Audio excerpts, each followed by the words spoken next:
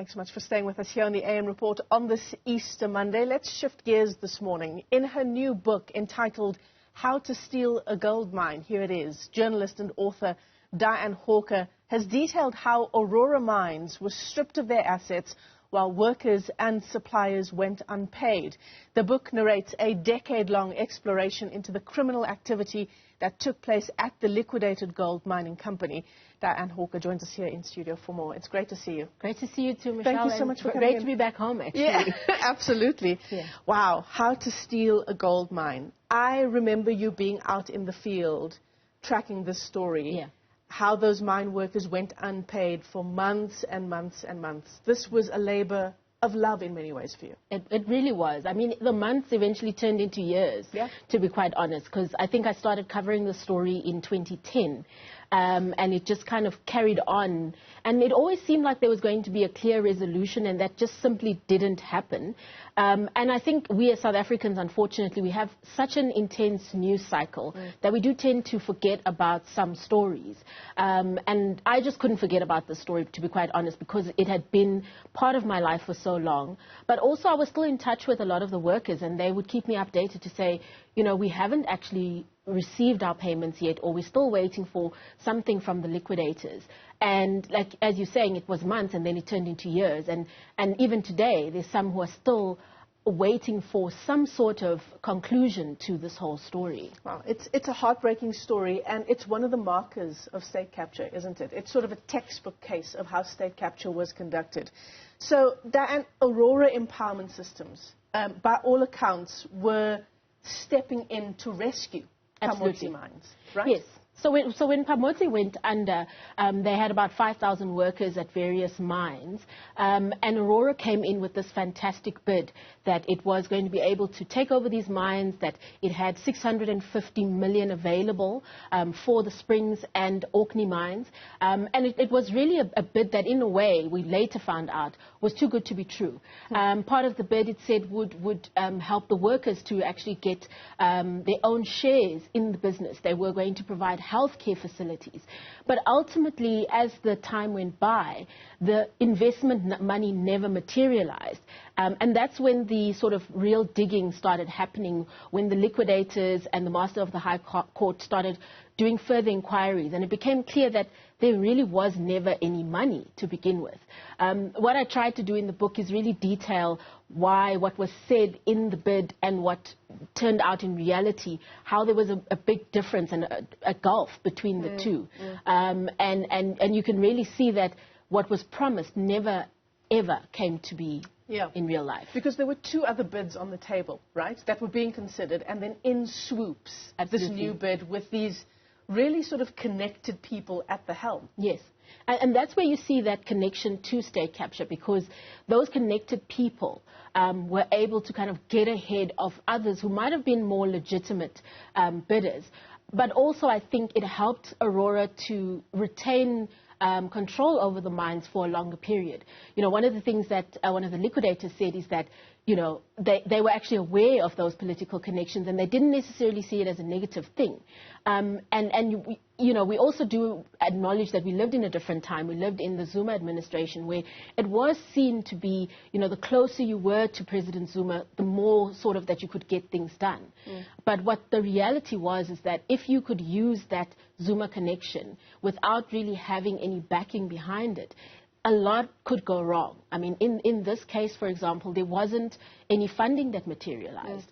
The mines were actually stripped of assets, as in their physical structures. Like mine shafts being taken apart and sold off. Absolutely, yes. And that was all done without approval from the liquidators. So essentially it was being done illegally. There were actual contracts signed with scrap metal companies.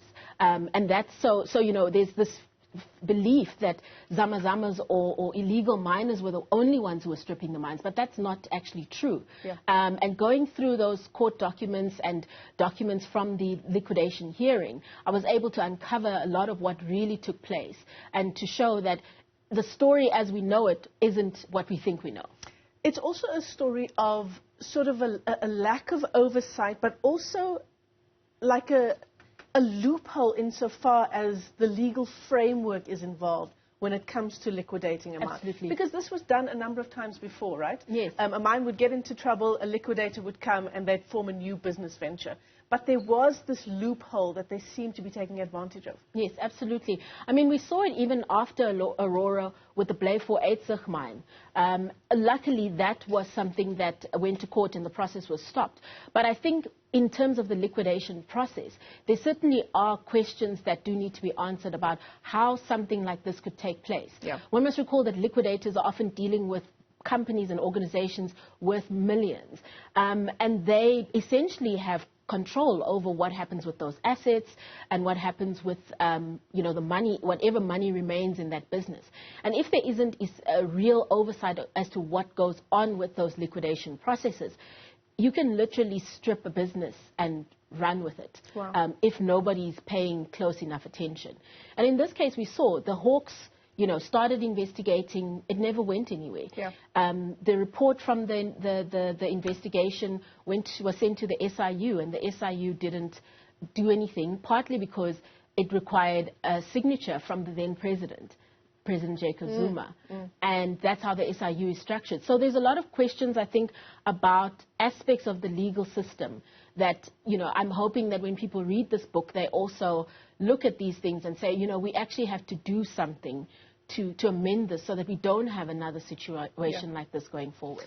And obviously, it's the story of those workers that really pulls at the heartstrings. That's how you open the book, where you speak to the wife of one of the workers involved. Yeah. They were in this really ridiculous position. There's a quote that I wrote down here from the book, where essentially they are, here we go, in the unusual limbo of no longer having jobs, but simultaneously not being officially unemployed. Yes, absolutely. Just heartbreaking.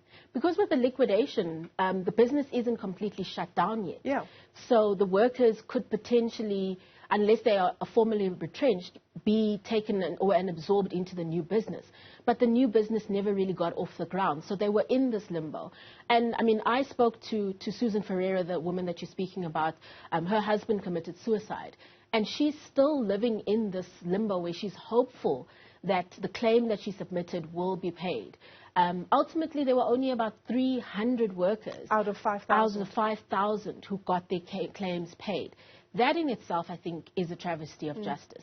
The liquidation industry should look at itself and say, how do we do business that's the outcome?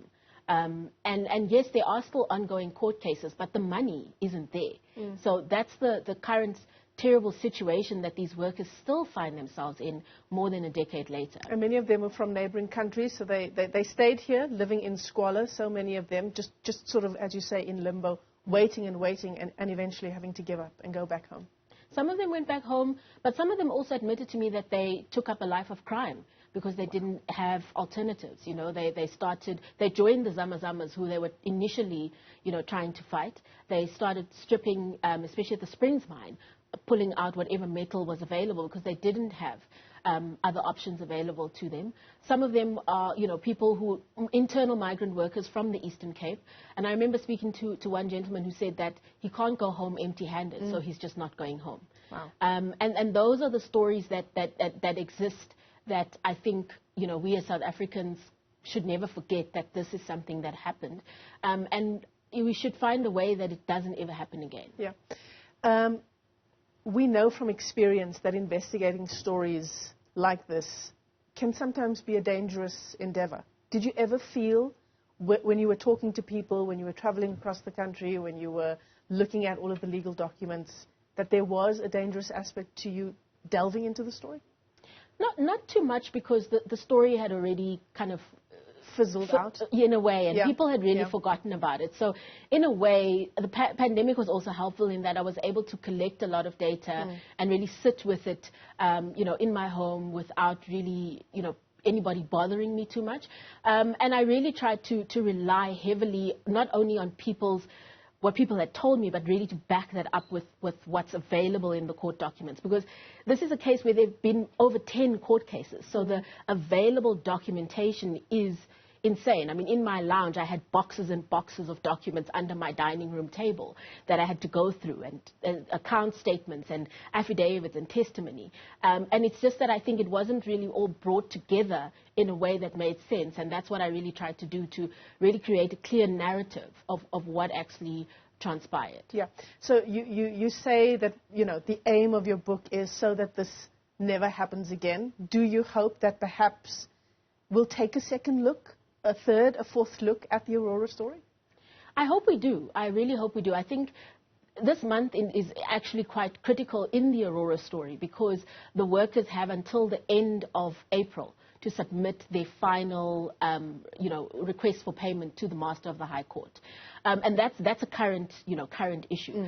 The liquidators, there are two sets of liquidators who are currently battling it out in court over the issue of payment. One group of liquidators, the Aurora liquidators, believe that monies paid to the lawyers for the Pamodzi liquidators were excessive, and they want some of that returned to the estate. And that's a current issue as well. Yeah. So I would hope that, myself and other journalists are able to pick up on those issues, continue to cover the story until it really, really is finalized. And hopefully, through some of these court matters, maybe these workers will be able to get that outcome. But I think for the legislators, for the people involved in the liquidation industry, I do think the Aurora story provides an opportunity for some introspection to really look at how things were done here and how to make sure that this never happens again. Yeah.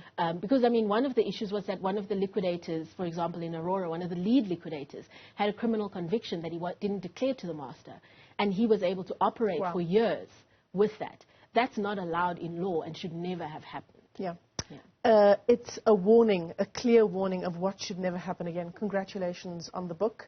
And as you say, hopefully this puts it back in the spotlight in this month where all of those other legal issues are unfolding. Dianne Hawker is our colleague. She's also an author now. How to Steal a Gold Mine, the Aurora story. Go out and get yourself a copy.